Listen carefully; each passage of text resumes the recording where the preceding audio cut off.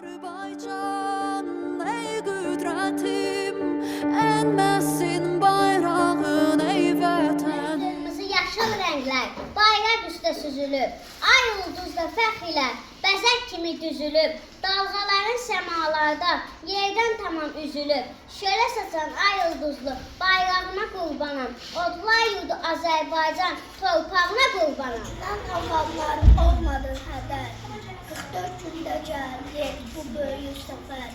Qarabağ bizimdir, hamı biləcək, Azərbaycan zəfərinin mübarək. Zəfər xəbəri gəldi, noyabrın 8-i, xalqımız çox sevindi, hey yaşa Azərbaycan.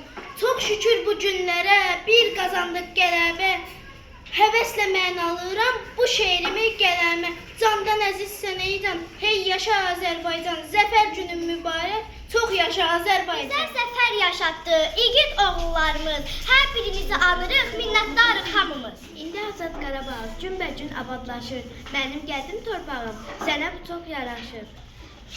Yurdumdur Azərbaycan, qoluyum, qanadıyım, o mənim doğma anam, mən onun övladım. İndi Azad Qarabağ günbəgün abadlaşır, mənim qədim torpağım, sənə bu çox yaraşır. Yazlı igidlər, hamısı əzimizdir, 44 günlük müharibə şanlı tariximizdir. Mənim məmləkətim, mənim diyarım, aləmə məşhursan Azərbaycanım. Düşməni məhv edib dostluğu sevdin, qaranlıqda nursan Azərbaycanım. Yüzlərlə oğullar şəhid oldu, körpələr atasız tənha qaldılar.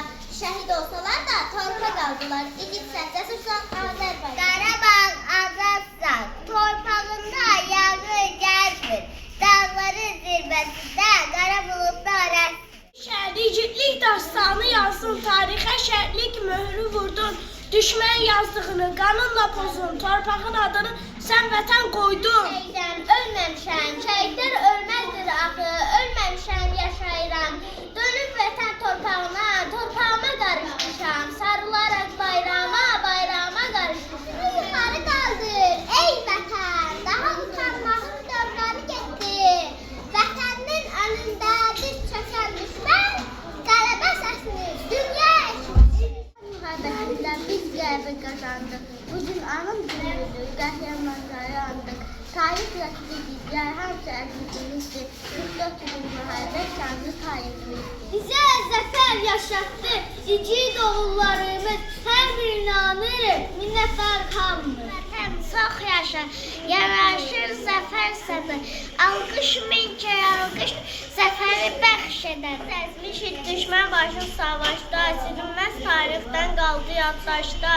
Bizimdir əbədi torpaqda daşda, sevinin millət bugün zəfər günü. İgidlər, hamısı əzimizdir, 44 gün müharibə şanlı tariximizdir. Vətən müharibəsində biz qələbə qazandıq. Bugün anım günüdür, qəhrəmanları andıq. Əlbəttə ki, gözəl Şuşa Qarabağın incisidir. Mədəniyyət sahəsində dünyanın birincisi. Zəfər yaşatdı, igid oğullarımız, hər birini anırıq, minnətdarıq hamımız. Mənə zəfər yaraşır, bugün hisslərim yaraşır, sevinclə qəhər qarışır, sən qalibsən Azərbaycan səmada.